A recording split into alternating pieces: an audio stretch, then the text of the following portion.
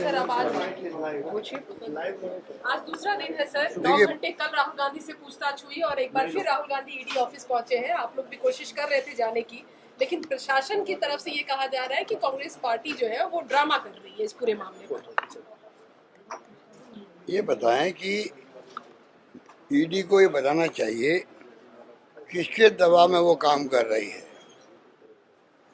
2015 के अंदर ईडी के जो जॉइंट डायरेक्टर थे या जो आईओ थे, आईपीएस ऑफिसर, उन्होंने सोनिया जी के बारे में, राहुल जी के बारे में केस क्लोज कर दिया था तमाम आर्ग्यूमेंट देख करके।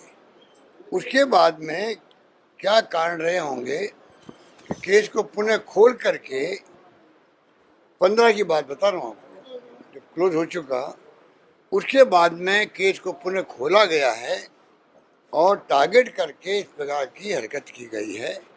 वो कांग्रेस कार्यकर्ताओं पर आक्रोश है, देश भर में लोगों में आक्रोश है, क्योंकि कानून का राज सब चाहते हैं, कानून सबके लिए बराबर है, परंतु टारगेट बना करके आज सोनिया जी और राहुल जी तक पहुंचे हैं।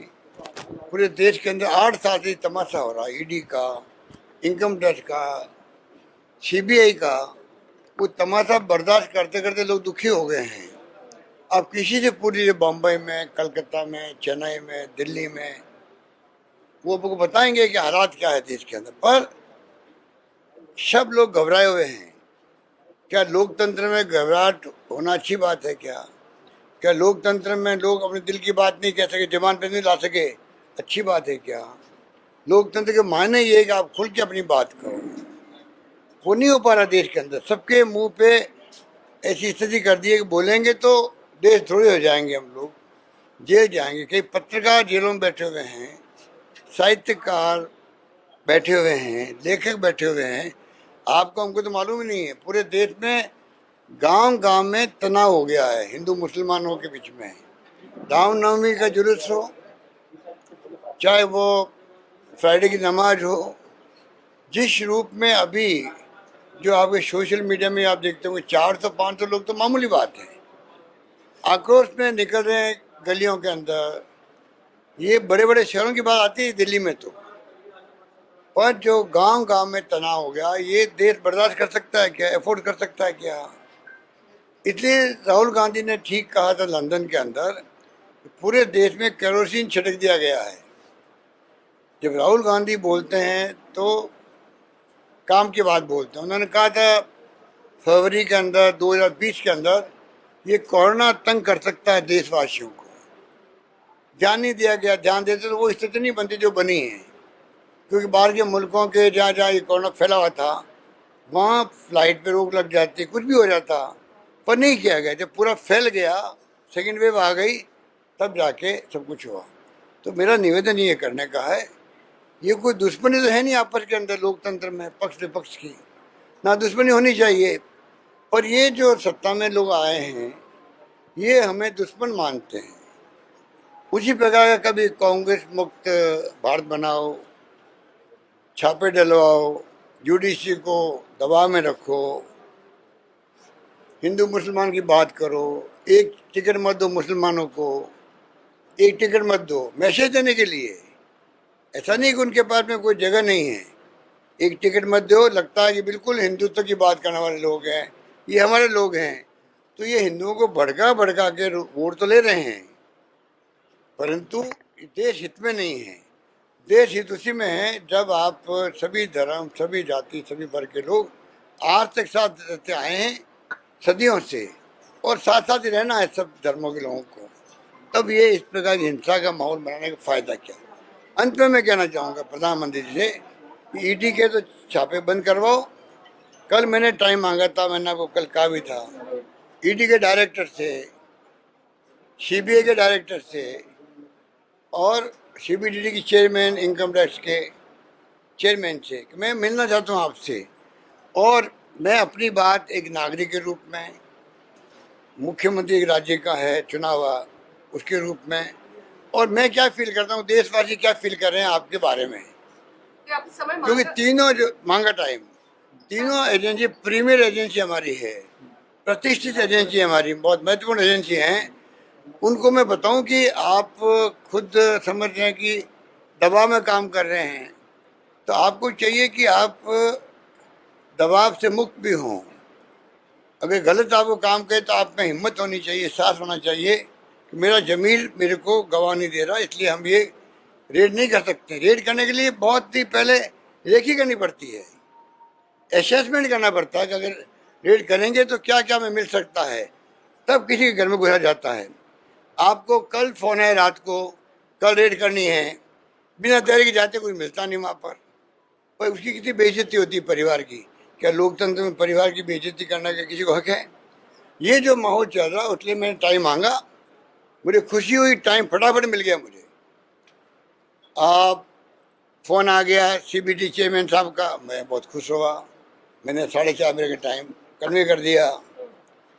जॉइंट डायरेक्टर साहब थे सीबीआई के कोई, उनका फ़ोन आया कि हम तो जयपुर आके मिलेंगे मुख्यमंत्री महोदय से।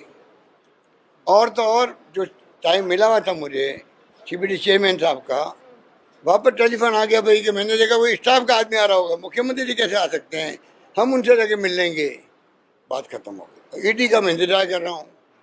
तो ये हालात है देश के अंदर, इसको हमें पहचानना पड़ेगा, देशवासियों को पहचानना पड़ेगा। अब देशवासी अभी समझ नहीं पा रहे हैं।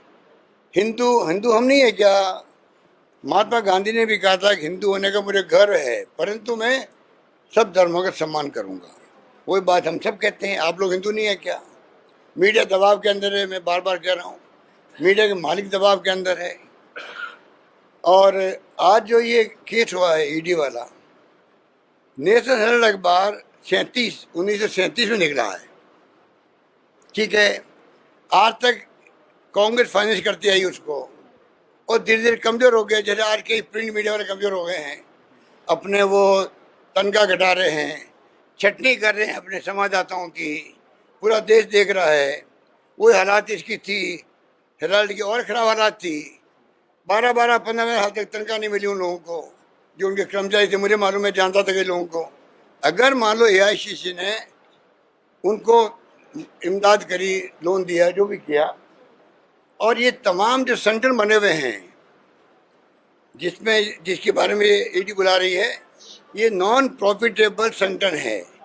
1 रुपया भी सोनिया गांधी जी चाहें, राहुल गांधी जी चाहें तो ही घर नहीं ले आ सकते, 1 रुपया भी, क्योंकि इसमें कानून कहता है कि आप ये नॉन प्रॉफिटेबल संगठन जो है, इसमें कोई भी डायरेक्टर इसमें लाभांश नहीं ले सकता है। जब सबको मालूम है, फिर मनी लॉन्ड्रिंग किसकी हुई है, कौन सा पैसा घरों में चला गया है, ऐसा माहौल बना दिया गया कि बहुत बड़ा घोटाला हो गया देश के अंदर। इनकी पोल आज नहीं तो कल खुलने वाली है। ये तमाशा हो रहा है, आप देख रहे हो, पूरा देश के लोग यहाँ आ रहे हैं, देशवासियों को भावना बताने के लिए आ रहे हैं। मीडिया को चाहिए कि वो ईमानदारी से साथ दे हमारा। हम नहीं चाहते कि वो मतलब एक तरफा करे बात, सच्चाई बताए। बीजेपी ये कह रही है कि ठीक है, आपकी एक संस्था थी जो कमजोर हो गई थी, जैसा आपने कहा कि वहाँ एम्प्लॉय को भी देने के लिए पैसे नहीं थे, लेकिन उसके बदले गांधी परिवार ने यंग इंडिया कंपनी के द्वारा उसका शेयर ले लिया। आप कर्जा चुकाने के बदले मालिक नहीं बन सकते, ये आरोप है। वो मालिक तो तब बनता है उसमें प्रॉफिट आता है। शेयर बदलते रहते हैं, डायरेक्टर बदलते रहते हैं। हिंदुस्तान भर की कंपनियों में लाखों कंपनी हिंदुस्तान के अंदर है। एक एक इंडस्ट्रीज के बाद में कहीं 50, कहीं 80, कहीं 100, 120 कंपनी हैं। वो शेयर बदलते रहते हैं अपने।